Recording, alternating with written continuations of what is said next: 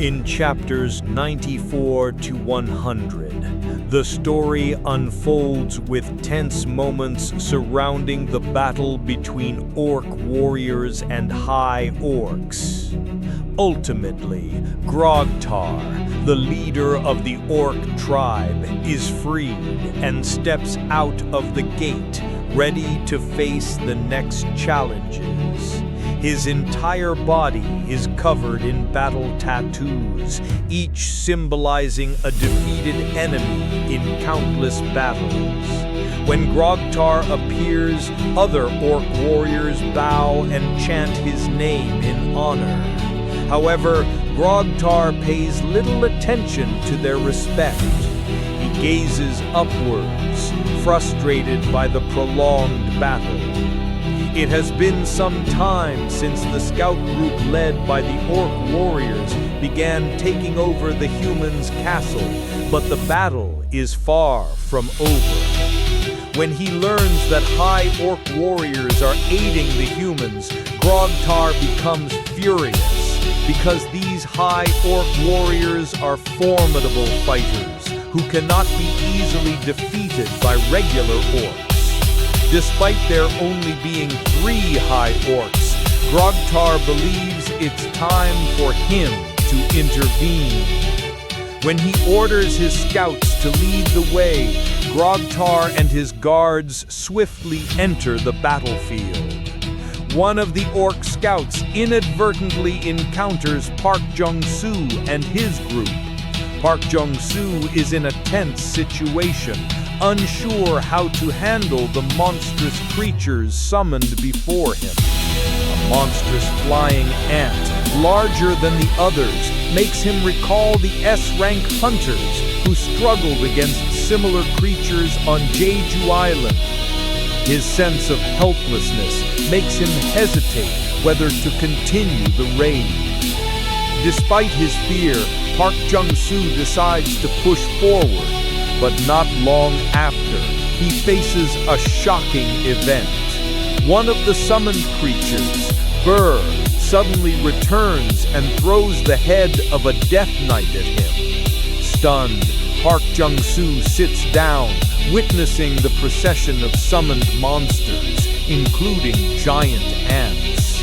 Their appearance shifts his and the other hunters' perspectives, changing their attitude towards the raid. However, just as things seem to calm, Grogtar makes a disturbing discovery. A woman who is connected to the High Orcs and possibly controlling them is hiding nearby. Upon realizing this, Grogtar orders her death in a fit of rage. As he approaches her, a battle ensues, and she is captured. Grogtar attempts to strangle her immediately, but the roar of a wyvern interrupts his plan. The tension escalates as Grogtar, the leader of the Orc tribe, senses an overwhelming danger approaching. His warrior instincts, honed to perfection, immediately warn him of the presence of a terrifying enemy. When he sees a strange man appear and speak in Orcish, Grogtar realizes that he is facing an incredibly dangerous opponent. This man is none other than S-rank hunter Jinwoo, who has intervened in the battle. With years of battle experience, Grogtar feels threatened by Jinwoo's presence and orders his Orc warriors to retreat. However, Grogtar and his troops cannot escape the overwhelming power of Jinwoo.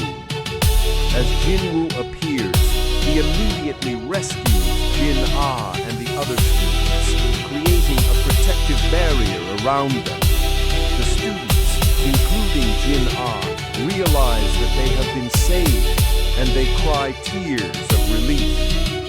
Jinwoo summons his shadow warriors to safely escort the students, while he prepares to face Grogtar and the Orc warriors. When facing Grogtar, Jinwoo says little and immediately engages in combat. The power imbalance between them is clear. With just a few touches, Jinwoo eliminates dozens of orc warriors, leaving Grogtar panicked. Despite Grogtar explaining that he constantly hears a voice in his head telling him to kill, Jinwoo shows no mercy and continues to defeat him. As Grogtar begins to cry in fear, Jinwoo proceeds to end the battle. Meanwhile, Jinwoo's summoned monsters, including the giant ants, start attacking and devouring the remaining orcs. The hunters witness this horrific scene as they watch the ants feast on the orcs and consume the precious mana stones. One of the hunters, Rim, is attacked by an ant while trying to retrieve a mana stone, but is quickly saved by one of Jinwoo's summoned warriors. Rim is astonished to find that can heal her wounds instantly and more effectively than she can. With the students now safe, Jinwoo orders his shadow warriors to take them out, and he faces the remaining battle alone.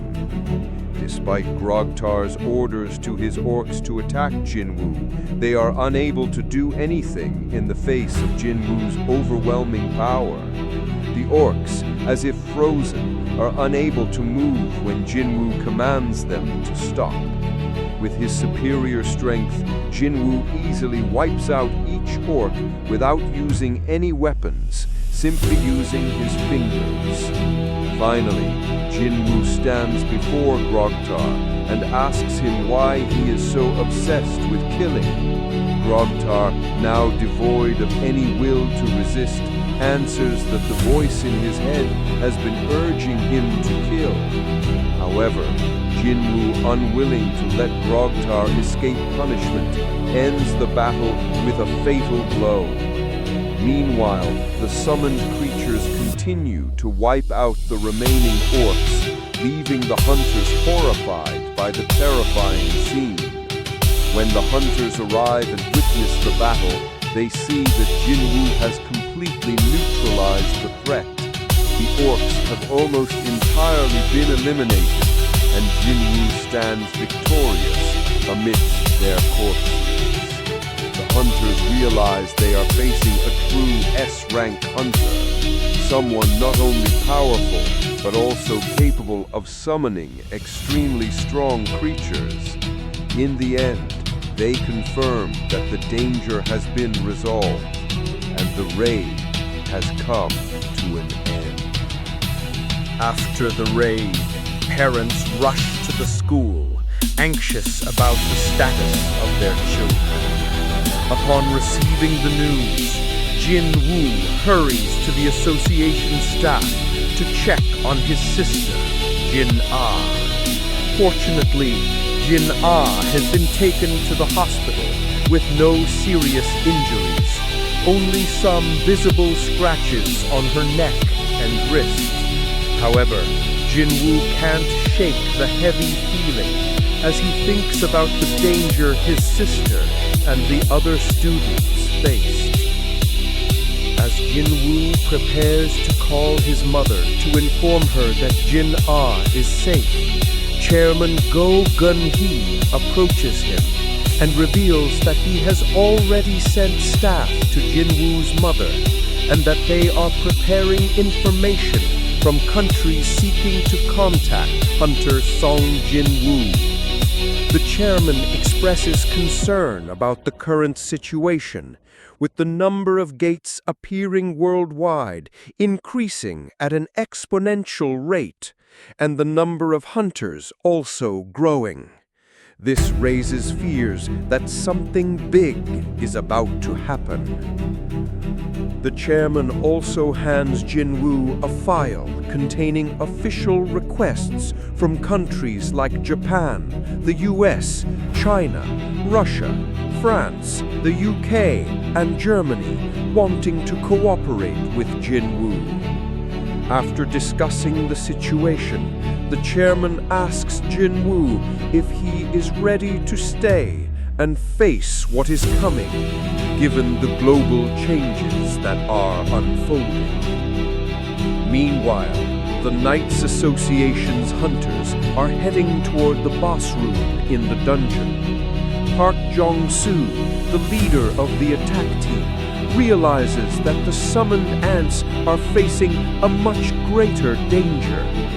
As the attack team prepares to enter the boss room, they discover that the boss is not a regular monster, but an arch-lich, an extremely powerful magical creature. As the hunters worry about this difficult situation, Bear, one of Jinwoo's summoned creatures, steps forward to face the Arch-Lich. Despite being slightly weakened as a shadow warrior, Bear has enough power to overpower the Arch-Lich, swiftly defeating it.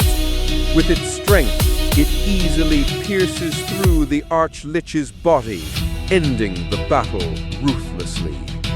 The ants, after destroying the Arch-Lich, continue to clean up the dungeon, proving that Jinwoo's summons can handle even the strongest enemies.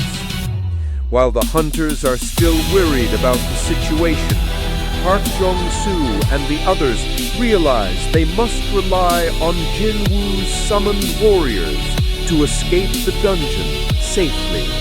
After the victory in the dungeon, Park Jong-soo and the Knight's hunters were stunned by the overwhelming power of Sung Jinwoo's summoned creatures, especially the monstrous ant. It easily defeated Arch-Lich, one of the most powerful and notorious magical beasts, with a single blow. Arch-Lich was responsible for the destruction of the powerful Huang Ryong Guild in China. Its strength was so immense that even a team of A-rank hunters would have a hard time defeating it. But now, the summoned ant took it down in the blink of an eye. This shocked Park Jong-soo and the other hunters, who could not believe what they had just witnessed. They realized that despite the challenging dungeon, Jinwoo's summoned creatures were far more powerful than they had imagined. The entire team of hunters was baffled by how strong Jinwoo's summons were, and the question that lingered in their minds was whether Jinwoo could clear the dungeon without even stepping into the gate, just by sending his summons. After Arch-Lich was defeated, Park Jong-soo began to think about Jinwoo's capabilities. He realized that even with only half of Jinwoo's summoned army, they could easily crush any major guild. This realization left him even more astonished by Jinwoo's power. All the hunters began to admire and respect the power Jinwoo wielded. They knew that with his abilities, defeating any dungeon gate would be a walk in the park. At the same time, Go Gun-hee, the chairman of the Hunter Association, had a conversation with Jinwoo about the current situation. He was worried about the increasing number of gates and the rise in the number of S-rank hunters. While concerned about the future of the country and wanting to keep Jinwoo in South Korea, Go Gun-hee knew that if Jinwoo left, they would struggle to deal with the changes happening. In the end, Jinwoo made a special request. He wanted to enter the gates without needing to meet the minimum number of hunters, something Go Gun-hee couldn't believe. However, because he knew that keeping Jinwoo in South Korea was crucial, Go Gun-hee agreed to fulfill Jinwoo's request. Meanwhile, Yoon Myung-han, the chairman of Yujin Construction, was facing a difficult situation. After a long nap, he woke up and saw an image of Jinwoo's mother in the newspaper. She was believed to be bedridden, but now she appeared healthy in the hospital. This surprised Yoon Myung-han because he remembered Jinwoo's mother well and what had happened previously.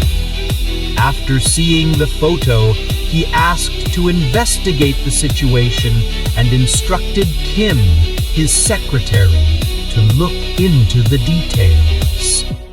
When Kim presented Yoon Myung-han with another report, he received another unexpected piece of news. His daughter, Yoo Jin-hee, had returned after a long absence. However, Yoon Myung-han couldn't hide his anxiety and sorrow, as he knew that his family was facing something unknown. They couldn't ignore the unexpected events happening, especially when there were matters related to health and the future of their loved ones. As a result, despite many questions and worries, Yoon Myung-han ordered a thorough investigation and wanted everything to be clarified, especially regarding Jinwoo's mother's condition, which he was confused about. However, what troubled him the most were the changes that were occurring in society and in the hunter industry, something he couldn't control. Yoo Soo-hyun, a famous actress, had just finished a photo shoot for a brand. Throughout the shoot, she remained professional and displayed her excellent acting skills, which made the director extremely pleased. After the shoot, Yoo Soo-hyun became worried because she couldn't get in touch with her cousin, Yoo Jin-hee. She had heard that Jin-hee, who was studying abroad, had recently returned to South Korea, but she hadn't been able to reach her all day.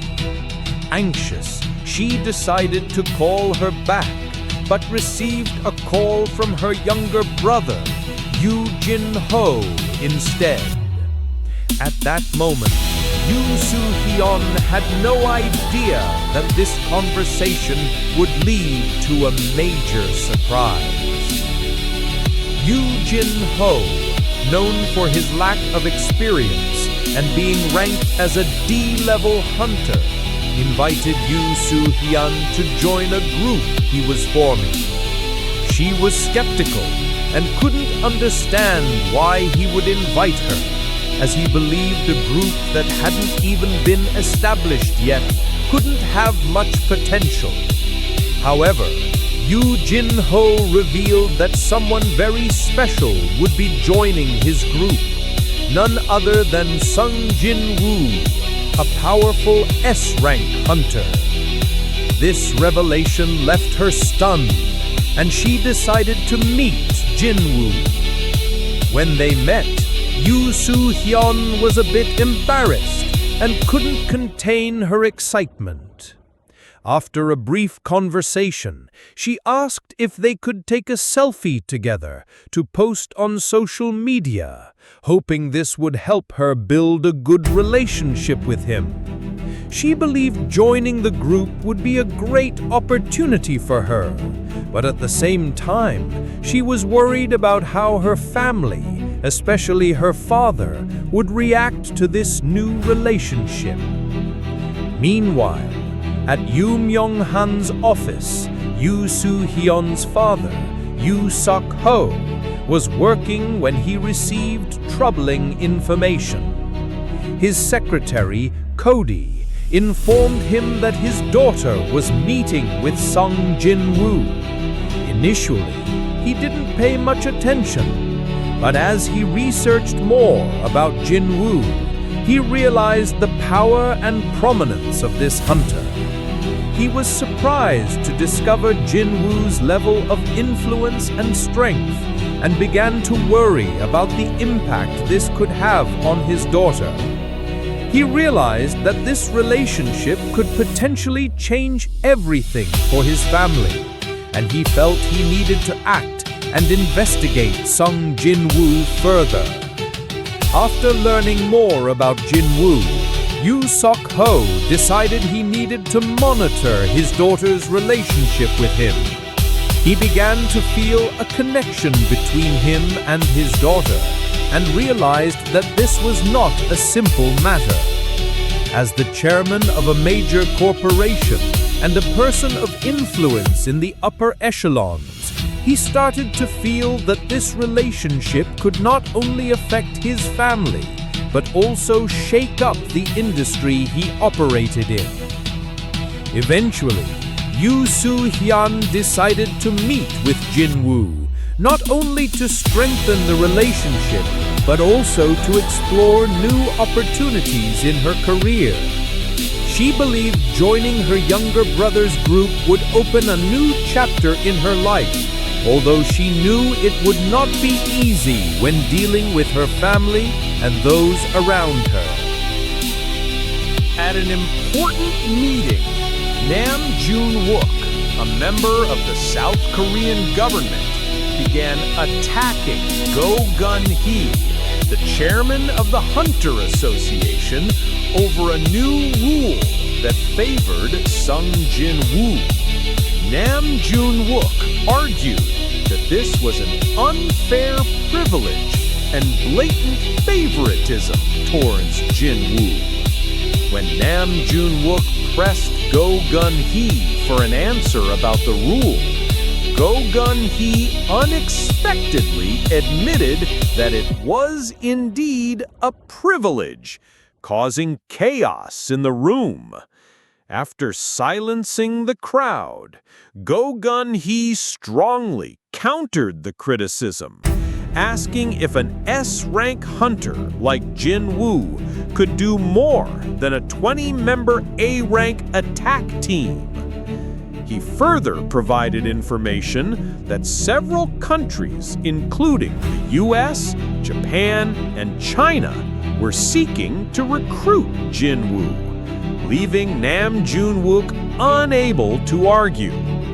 Finally, Go Gun-hee issued a warning about the countries seeking Jinwoo and urged Nam Jun-wook to think carefully about protecting his life if another S-rank gate were to appear.